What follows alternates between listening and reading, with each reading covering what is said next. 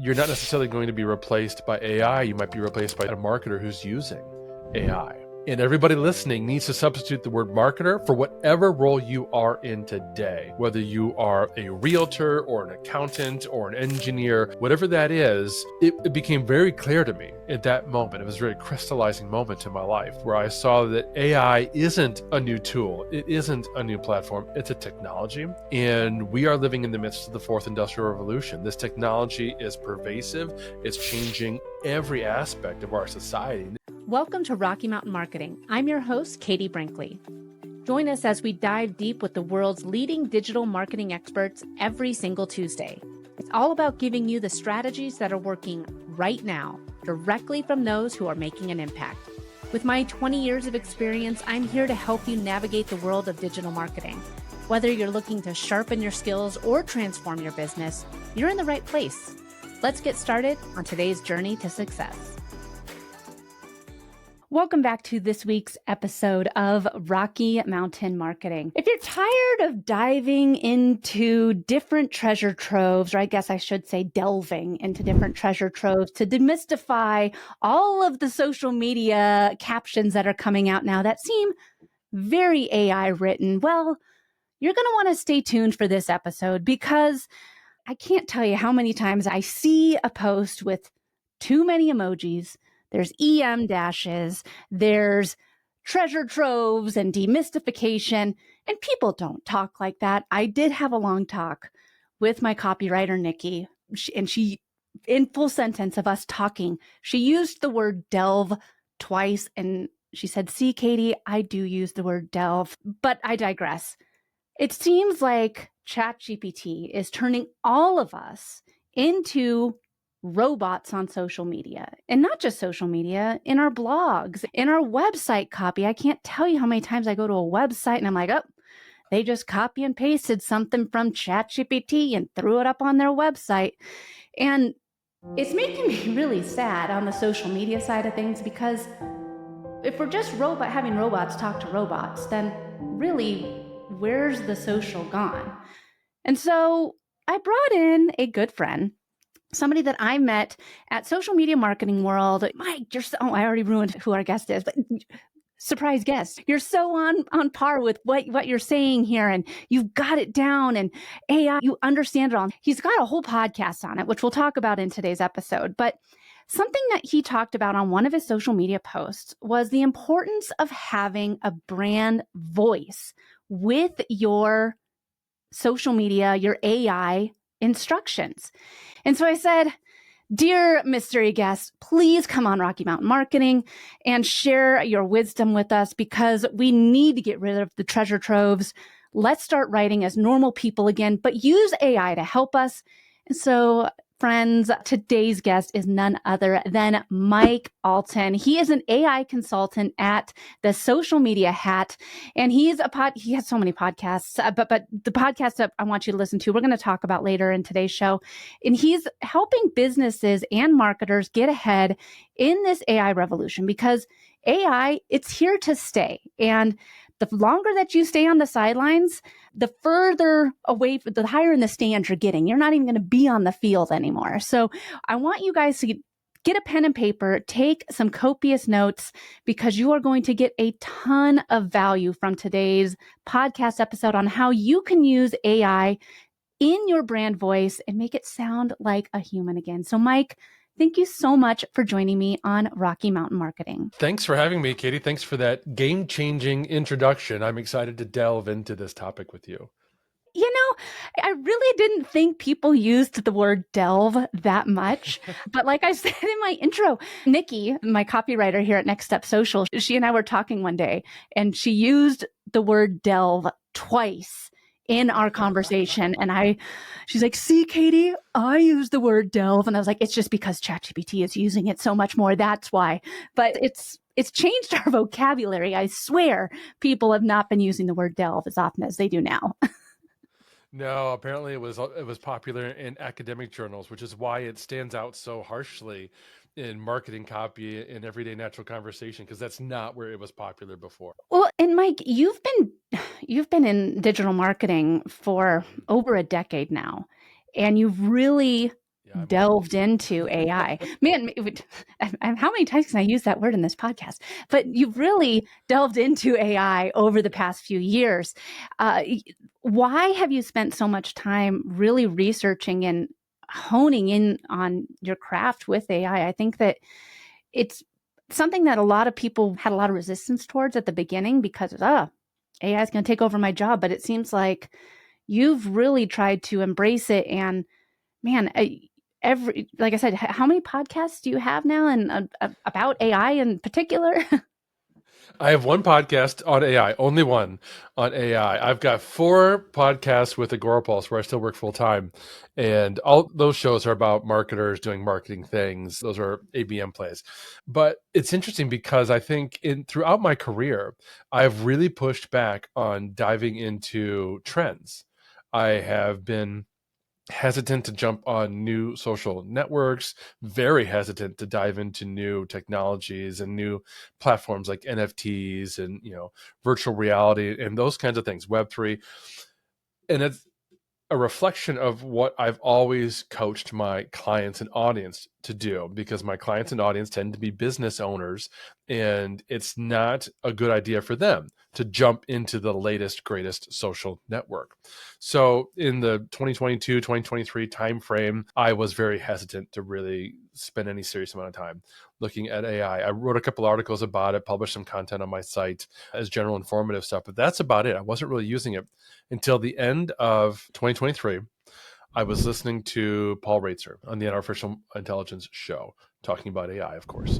And I don't even recall why I happened to be listening to that episode.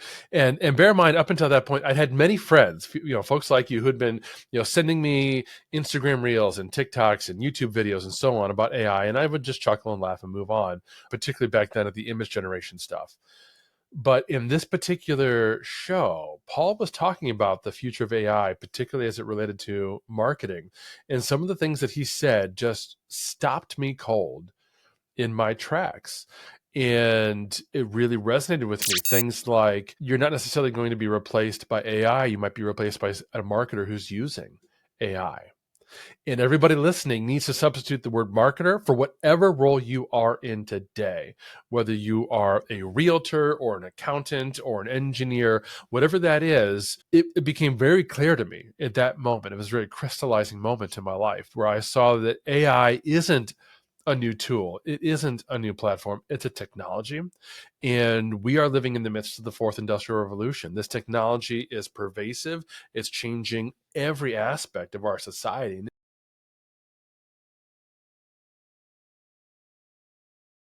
It was at that moment that I said, okay, I need to understand this. I need to prepare myself. And by extension, I want to help friends like you, who I knew, not necessarily you personally, but I knew many friends and colleagues in the marketing space who weren't using AI either.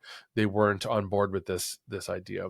And so I changed everything that I was doing. By early 2024, I was writing almost exclusively about the discoveries that I was making, the journey that I was going on with AI. I started the podcast, originally the AI and Marketing Unpacked podcast, in May of 2024. So throughout 2024, I interviewed 42 different AI experts. I gave myself a masterclass in artificial intelligence, from marketing to business to product and engineering. And I always say at the outset of every show that I'm selfishly taking this time to pick the brains of experts at AI, because that's literally what I did. I published episode 50 just before Christmas.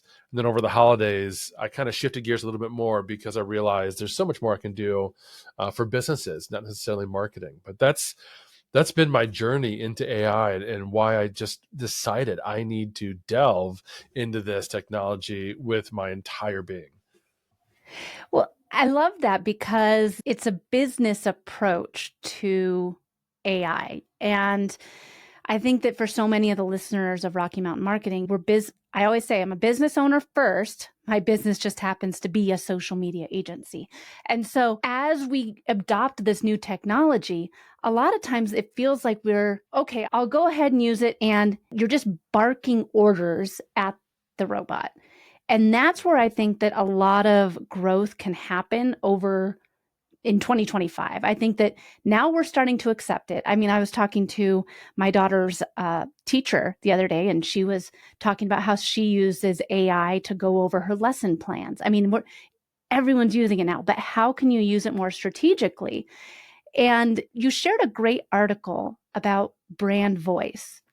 And I think that this is going to be one of the biggest game changers for business owners this year, is if they can learn how to make the robot talk as them, it's going to help tremendously. Because, man, if you're just saying, give me this, give me that, you're going to get the delving treasure troves of demystification with blasted full of emojis in your social media feed. But it all comes down to how you can, I guess, season. Andrew Davis said this last year, you're seasoning the robot. You need to season it. Otherwise it just gets squirrel syndrome and just kind of starts throwing out, here, is this good? Is this good enough for you? Take it, So let's talk about your prompting process and how, because I know you have an entire toolbox and workflow that you take people through, but for those listening today, let's just go through how we can really start crafting our brand voice and seasoning this GPT so that we're creating better content with ChatGPT or Claude or Magi. Yeah, so there's really 3 levels that we want to step through. The first is just the prompting itself, right? The conversation that you're having directly in the chat window with the AI. And I'm glad you mentioned some of the other language models, because I'll tell everybody listening, everything I'm about to share with you is true no matter which large language model you're using. So if you're using OpenAI's ChatGPT, this works. If you're using Google's Gemini, which has become my favorite, frankly, this works. If you're using Claude, this works. If you're using our friend Dustin's Magi, which is a wrapper for all the different language models, everything we're talking about still works. So the first level is the prompt itself. And this is where everybody starts, and this is where everybody makes mistakes, myself included. When I first started, like I said, I'm a marketer. So I was trying to do marketing things with ChatGPT in early 2024. And I was trying to get it to help me create social posts and create blog posts and email copy. And I would start a new chat and I would say, we're going to create a blog post. And ChatGPT, it says, great, here's your blog post. And I maybe didn't even tell it what I wanted to create yet, but it is happy to provide me with whatever it thinks it can. And so the prompt itself, where you start, is so important. You have to tell the AI how it's supposed to help you.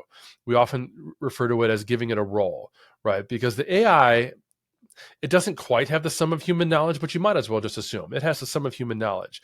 And like a librarian walking into an entire library, you could say, give me a book. And she's just going to go to the closest shelf and hand you a book, right? You haven't told her, I want to learn about this, or we want to talk about this. So you give the AI a role from the start. If you are creating social media copy, say, hey, you are the world's greatest social media manager. That immediately tells the AI, oh, okay, out of the entire world of knowledge, this is the scope of what we're going to talk about today. Then you tell it what we're going to do. We're going to create some social media posts. We're going to focus on LinkedIn, and then we're going to turn that into a thread for X and Threads, whatever it is. And then you give it additional context and examples. So you build a prompt that tells it what you want it to do as much as you can within the prompt itself. And then one of the real keys is, before you get to the end of that prompt, make sure you tell the AI, take your time and ask me questions. Those are 2 critical things that have to be a part of every, I don't want to say every single prompt, but every prompt where you are trying to accomplish something of import with the AI. One of the biggest questions that I learned to ask the AI was, what additional information would be helpful for you? Yeah. So, and it's things that I didn't even think. I was like, oh, I guess, yeah, it probably would be good to know, like, who my target audience is, or, anything like that, whatever. But asking it those questions, I think that it's this part that so many people are skipping. And it's like, help me write a social media post about how great the social shift is by Katie Brinkley. And it's like, okay, well, here's a whole blah, the social shift is one of the best books ever, buy it. It's like, obviously I didn't write that. Like, when would I ever say that in a social media post? But it's this first step, Mike, that you're talking about, that's the most important. And I feel so many people are missing it. Okay, so we've told the GPT who it is. We've told it what it's doing. And we've asked it if it needs, to take its time and what else it needs from us. Okay, now what? Yeah, and by the way, there are a bunch of prompt frameworks that you can follow. The one that I happen to talk about the most often is called the RICE framework. That's RICCE. We can link to an article that walks you through that in the show notes. And the only reason you want to use a framework to start is to make it a habit. I don't technically use frameworks anymore when I'm prompting the AI, because now I have naturally trained myself to talk to the AI like it's an assistant who's super smart but doesn't really understand or read my mind.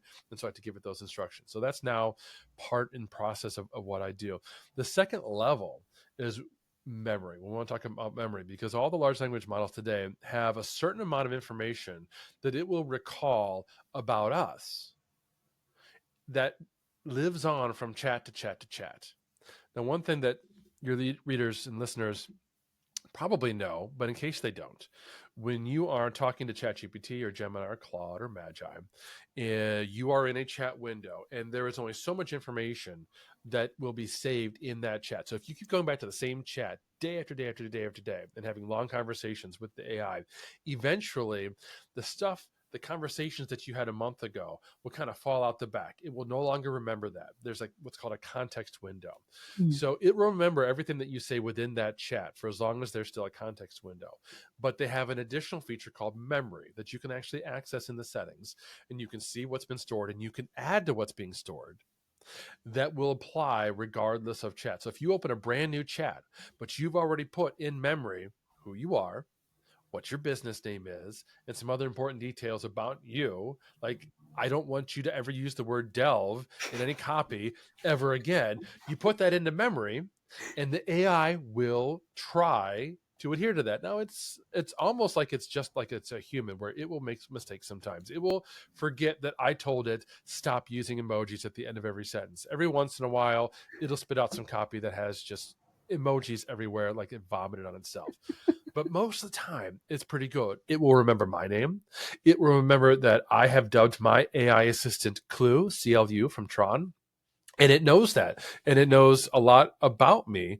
And you can either go into the settings and tell it those things, or when you are in the chat, you can just be very explicit and say, remember this about me, or remember this, don't forget that. Again, use very natural language. You don't have to use a very specific word. And you will often see, like ChatGPT, I know, for instance, it will say memory updated right above or below your chat window. So oh, okay, it took what I told it and it remembered it. And this is really useful because if anyone's ever used a text expander, where you go into a keyboard shortcut like on your iPhone and you say, I want hashtag email number 1, when I type that in, it's going to become Mike at thesocialmediahat.com, which is a much longer piece of text to type out that's got, punctuation and everything. That's a text expander. Well, you can do the same thing with memory, and you can save anything in there, not only specific pieces of text, but you can tell it, hey, if I type in hashtag PAS, that means I want you to apply the problem agitate solution framework to whatever piece of copy I'm having you do right now. So that's level 2, giving it those kinds of basic everyday instructions that you want to apply to every chat. Let's take a quick break. I have to tell you about something that I'm super excited about. If you've been podcasting for a while and you want to start actually making money from your show, you are going to love this. I have an upcoming masterclass where I'm going to teach you exactly how to land top paying sponsors, even if you have a small but loyal audience. It is time to stop waiting for sponsors to knock on your door and start reaching out to the ones that really want your audience. Ready to make it happen? Head to katiebrinkley.live/RMM or head to the link in the show notes. Grab your spot today. All right, let's get back to the show. So what we're talking about on level 2 here, is this only for people that are using paid models? Because I don't know, like for Claude or for Magi is a paid service. It's very affordable. I do use it. But I mean, like ChatGPT, let's talk about that, because if there's people, I think it is a no-brainer to just pay for some of these services. But let's just say if people are still on the fence. They're not doing the free, or they're still doing the free subscription to Canva, and they're still doing the free version of ChatGPT, and they don't want to pay for this stuff. What is the tip for them with crafting the memory? I am fairly certain that memory is now a part of every plan, free, paid, or otherwise. You guys can check me on that and let me know if I'm wrong, but I'm fairly certain memory is now part of all the plans because it's just now baked into how the AIs work. But to underscore what you just said, everybody listening, there is no excuse. There is no excuse not to have at least one of these as a paid version, because you will unlock so many incredible business efficiencies, productivity hacks, and time-saving things, in addition to power and ease and so on. Plus, when we get to level 3, that's pretty much across the board a paid option.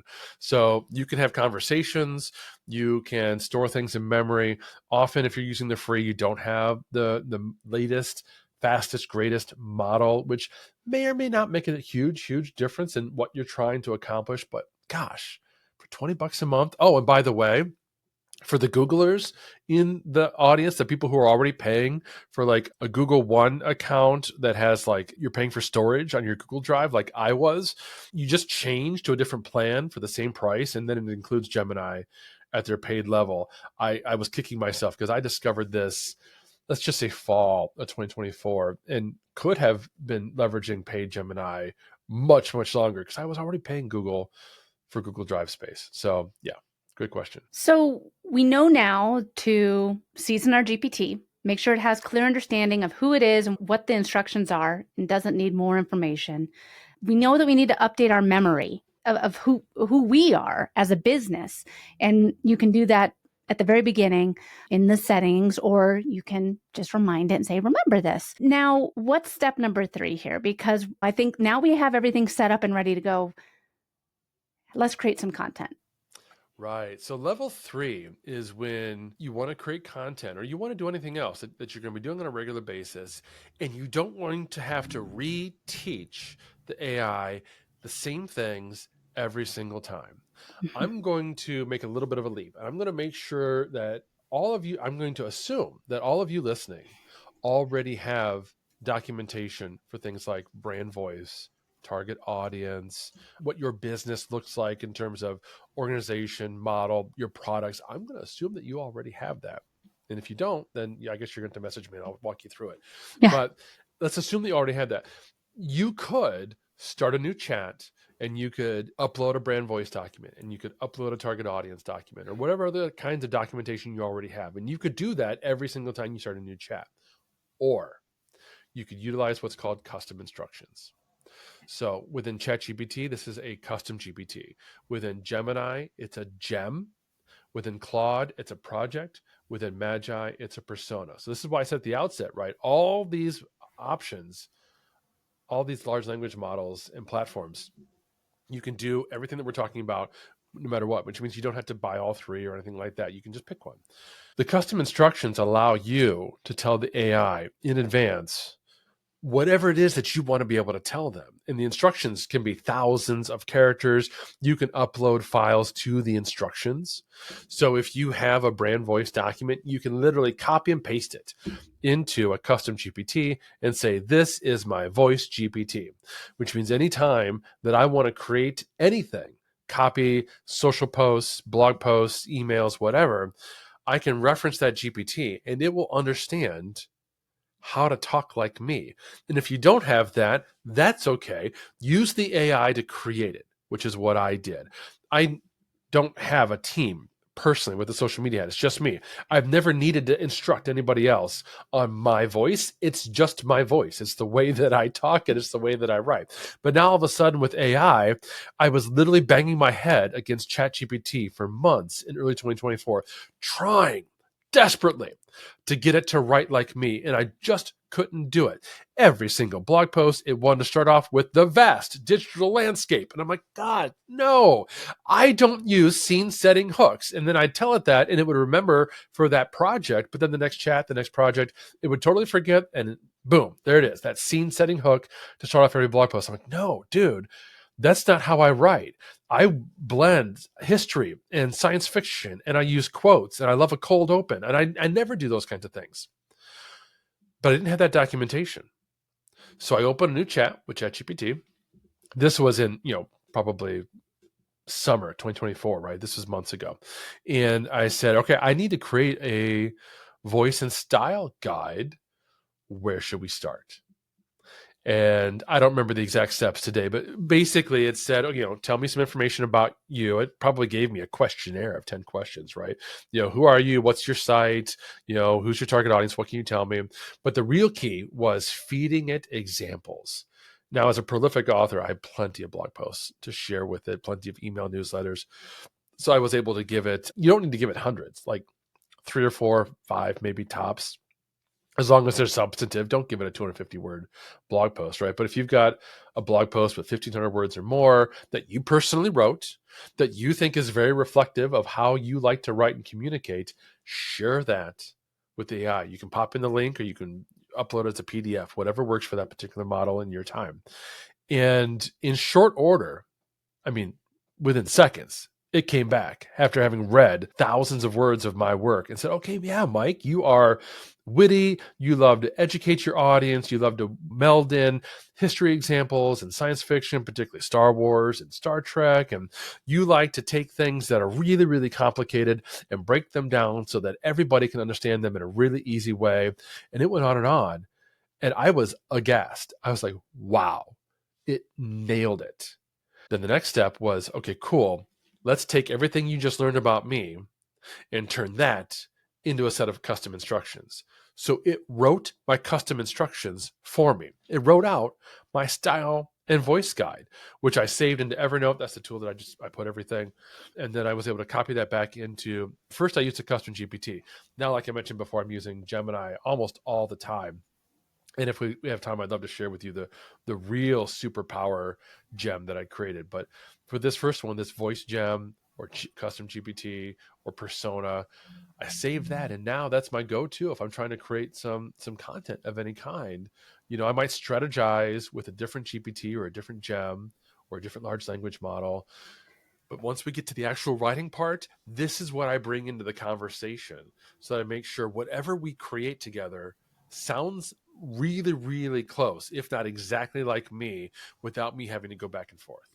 I think that one of the biggest takeaways from this is that once you build it, is to stay in that conversation, right?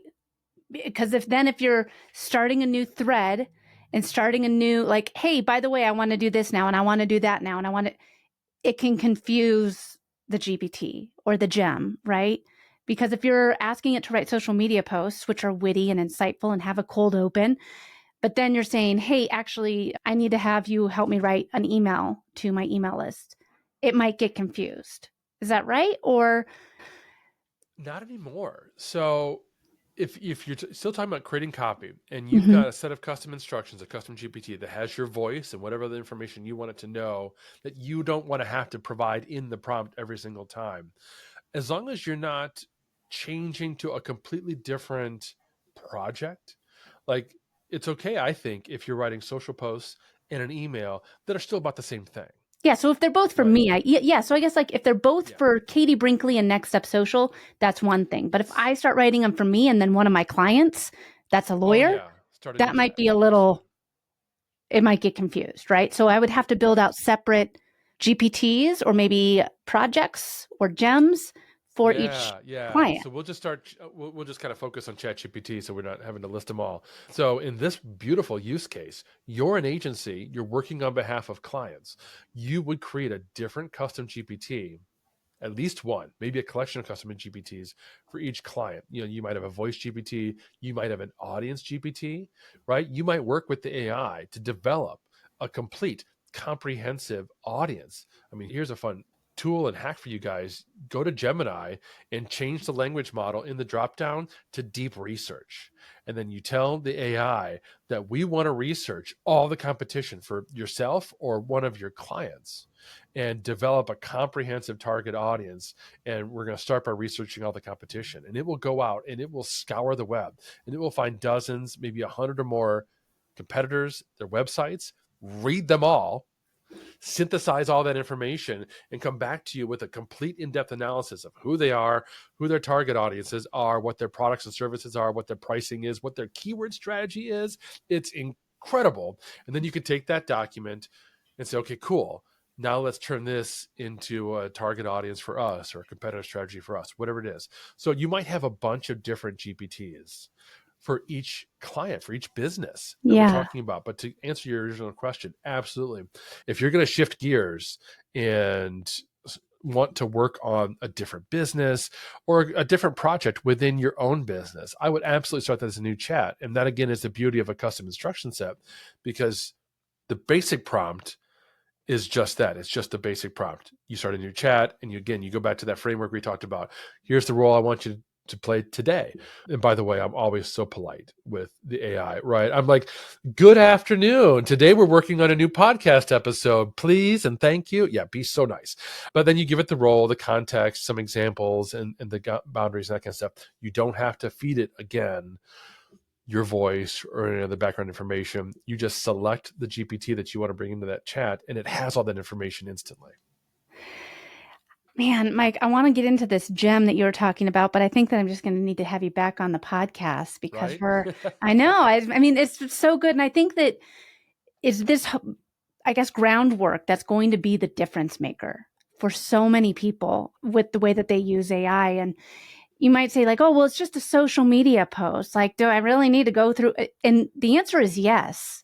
Really, the answer is yes. And because people can tell, like, I know I've never, ever used an EM dash in a social media post ever in my entire life. I've done 3 dots. It's just, I mean, and I don't know anyone that ever has used an EM dash. So, I mean, like, I mean, it's just the culture. And unfortunately, these robots don't know the culture. And so I think that once you really get these prompts and these instructions and these settings and the memory fixed, that's when it's just going to be like this. Okay, I'm going to need to post on this, this, this, and this. And it's going to help you write these amazing captions and these amazing posts, amazing emails, you name it. But it takes this groundwork, and it might, like people listening might say like, oh, well, Katie, this sounds like an awful lot of work just when I could just ask it to give me some social posts to push out this week. But honestly, if you think about it, what you were just saying there, like getting all the deep research on all the competitors, getting the brand style and voice and guide, those things used to take us months. Yeah. Now it can take us maybe, let's say we spend half a day on it. Spend half a day working with ChatGPT and really delving in to how you can make this, like get those answers. And then you have so much more knowledge about you, your business, your competitors. It's truly remarkable. Mike, as we wrap up today's episode, like I said, I know you have got your amazing podcast. Tell people where to tune in, because if they're listening to this one and they want to learn more about AI, they absolutely should listen to yours. Tell them where they can connect with you. I know you have a lot of great AI offers that you can help people with, because you've really been diving into this whole world for the past 2 years. So let's start with the podcast first. Yeah, and I love to share that. Before I even get to that, one quick word of advice: if you're feeling like maybe a little bit overwhelmed by everything we just said, just start your first set of custom instructions. Go into Gemini or ChatGPT and create one. There's often ones there that you can use as a starter, because that's going to then lead you to see the power of having custom instructions, and you're going to want to use them over and over and over again. To your point, it won't be just to create one social post. It'll be to create all your social media content, all your blog content. It'll help you onboard employees and so many wonderful things. And I'll just tease that gem that I'm using now every single day is my AI chief of staff, because I've programmed it not just with my voice and audience, but it knows everything I want a chief of staff to know about me, my goals and aspirations for the business, my challenges, who I'm trying to talk to, so much. And it's able to act as a strategist for me every single day. So you'll have to have me back so I can teach people how to build that for themselves. But for folks who want to know about me, the podcast is the AI Hat podcast. You can go to theaihat.com/podcast if you want to see past episodes, or you can find it on all the different podcast platforms. And on there, like I said, last year I published over 50 episodes. We're already rocking and rolling this year, talking to incredible AI experts and leaders. We're talking about folks who work for LinkedIn, McKinsey & Co., Google, NVIDIA, not to mention folks like you and I who are in the trenches every day working with businesses, whether it's marketing or business in general, from solopreneurs all the way up to enterprise. You'll find a lot of information on that podcast and a lot of lessons and insights that you guys can apply to your own lives and businesses. Amazing. Well, Mike, I can't thank you enough for joining me on the show today. This has been an awesome conversation and so helpful. So thank you again for joining me on Rocky Mountain Marketing. My pleasure. Thank you so much for having me. Thanks so much for listening to this week's episode of Rocky Mountain Marketing. I hope you're leaving with valuable insights and the inspiration to lead your market. If you've enjoyed our time together and found today's podcast episode useful, I have a small favor to ask of you. Please hit that subscribe button to stay updated with the latest episodes. And if you know someone who could benefit from these episodes, maybe a fellow business leader or an aspiring entrepreneur, go ahead and share this episode with them. Let's spread the knowledge and grow together. Also, I'd love to hear from you and continue the conversation beyond the podcast. Visit me at katiebrinkley.com to connect, to find more resources, or just to share your journey. And be sure to pick up your copy of my new book, The Social Shift, at katiebrinkley.com/book. Thanks again for tuning in. I'm Katie Brinkley, and I can't wait to dive into more strategies and stories with you on the next episode of Rocky Mountain Marketing. Let's keep on taking your marketing to new heights.